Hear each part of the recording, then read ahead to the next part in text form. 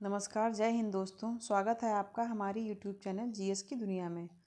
दोस्तों, इस वीडियो में आज हम प्रैक्टिस सेट 10वां कवर करेंगे, जिसमें हम यूपी होमगार्ड भर्ती से संबंधित प्रश्नों को देखेंगे जो आपके एग्ज़ाम में पूछे जाने वाले हैं।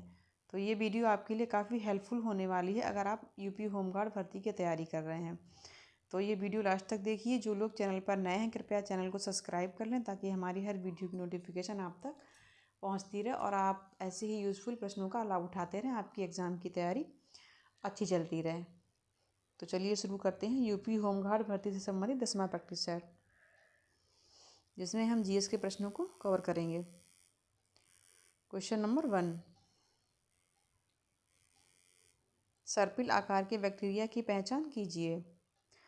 यूपी होमगार्ड भर्ती में जो भी सबसे ज़्यादा जो सिलेबस है वो जीएस का ही है और ये सारे जीएस के क्वेश्चन आपके लिए काफ़ी इम्पोर्टेंट होने वाले हैं।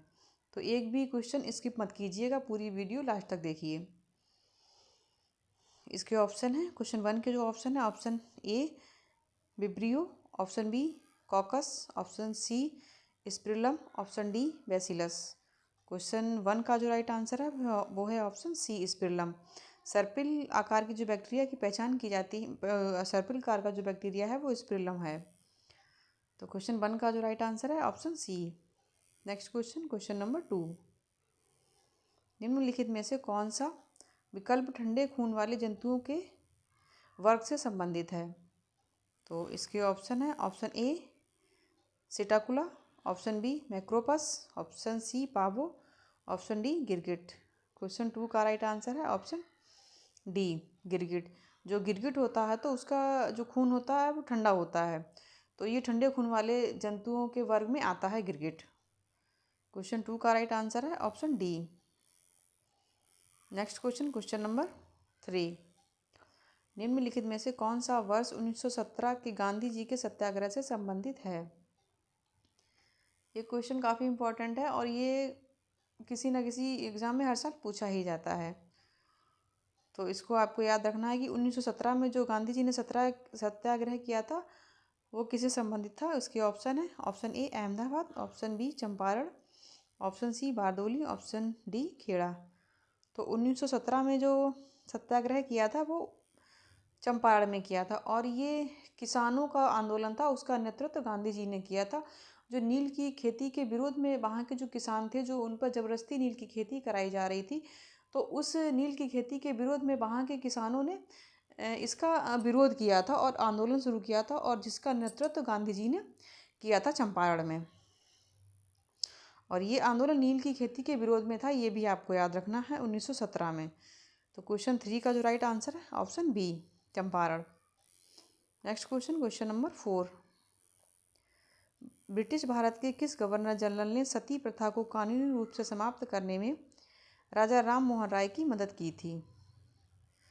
इसके ऑप्शन है, option A Lord William Bentinck, option B Lord Cornwallis, option C Lord Curzon, option D Lord Ripon.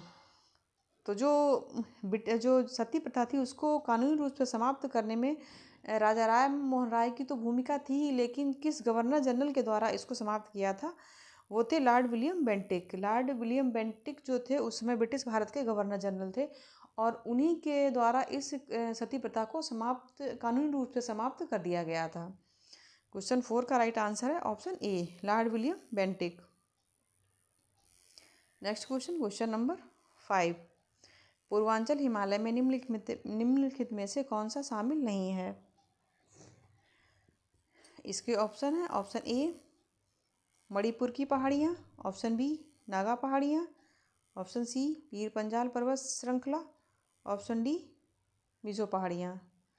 तो जो पूर्वांचल में जो शामिल नहीं है, क्योंकि इसमें मणिपुर हो गया वो तो पूर्वांचल में है, वो भी शामिल है, और नागा पहाड़ी ये भी पूर्वांचल में है, और मिज़ो पहाड़ी ये भी पूर्वांचल में है। लेकिन जो पीर पंजाल पर्वत श्रृंखला है ये उत्तर हिमालय का भाग है, तो ये शामिल नहीं होगा पीर पंजाल। मणिपुर ये भी पूर्वांचल का हिस्सा है और नागा पहाड़ियाँ ये भी पूर्वांचल का हिस्सा है, ये आपको याद रखना है। लेकिन जो पीर पंजाल श्रेणी है ये उत्तर हिमालय जो हमारा है कश्मीर में, वहाँ की ये श्रृंखला है पीर पंजाल श्रृंखला।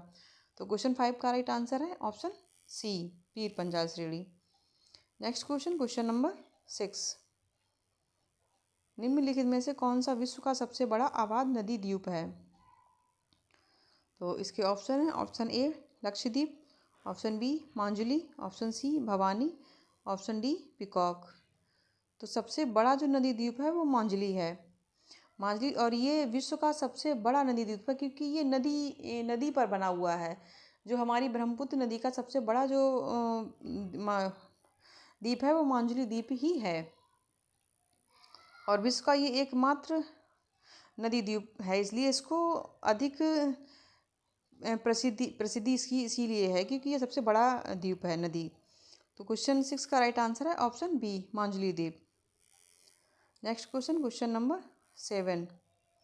युद्ध या बाहरी आक्रमण के आधार पर घोषित आपातकाल के दौरान भी भारतीय संविधान के निम्नलिखित में से कौन से अनुच्छेद को निलंबित नहीं किया जा सकता है?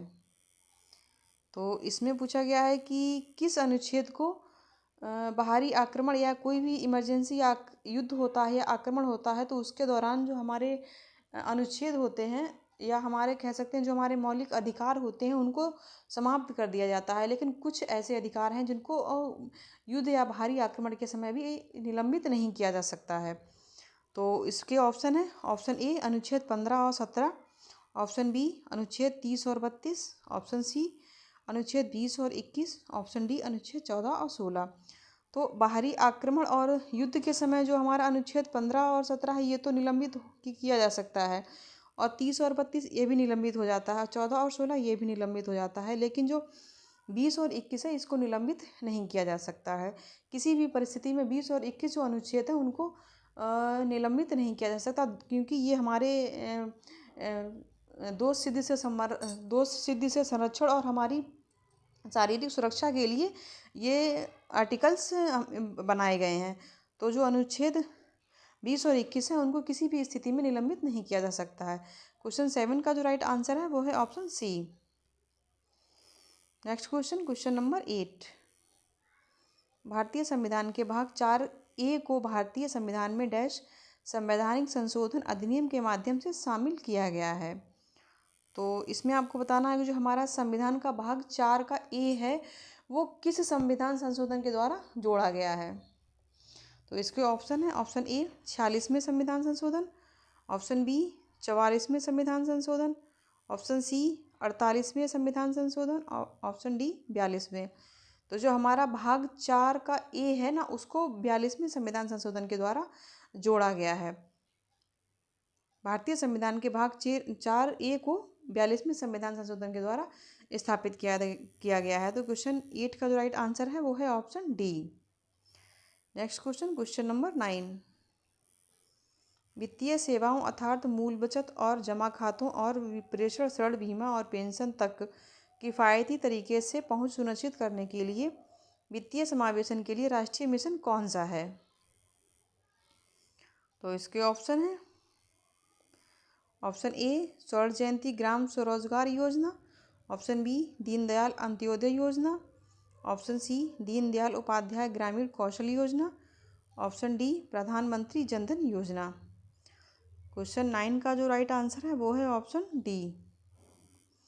प्रधानमंत्री जनधन योजना जो है वो मूल बचत, जमा खाताओं और ऋण, बीमा, पेंशन तक काफ़ी किफ़ायती तरीके से सुनिश्चित करने के लिए आपको जो वित्तीय समावेशन के लिए राष्ट्रीय मिशन का एक पहल है।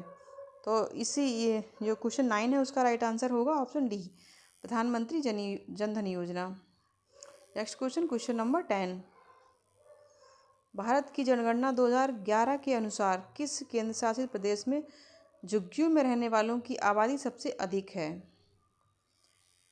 तो इसके ऑप्शन है, ऑप्शन ए अंडमान निकोबार द्वीप समूह, option B Puducherry, option D C Chandigarh, option D Delhi. तो 2011 की जनगणना के अनुसार सबसे ज़्यादा जो झुग्गियों में रहने वालों की आबादी जो है वो केंद्र शासित प्रदेश दिल्ली में है। और क्योंकि दिल्ली में ही सबसे ज़्यादा जनसंख्या प्रवासियों की पाई जाती है और दिल्ली में ही सबसे ज़्यादा झुग्गियों की जो संख्या है वो सबसे ज़्यादा दिल्ली में ही है। क्वेश्चन 10 का राइट आंसर है ऑप्शन डी।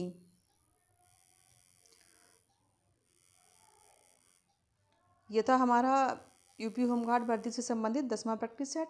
मिलते हैं नए प्रैक्टिस सेट में नए प्रश्नों के साथ। तब तक के लिए नमस्कार। ऐसे ही यूज़फुल वीडियो पाने के लिए हमारे वीडियो को लाइक और चैनल को सब्सक्राइब करें ताकि हमारी हर वीडियो की नोटिफिकेशन आप तक पहुंचती रहे। धन्यवाद।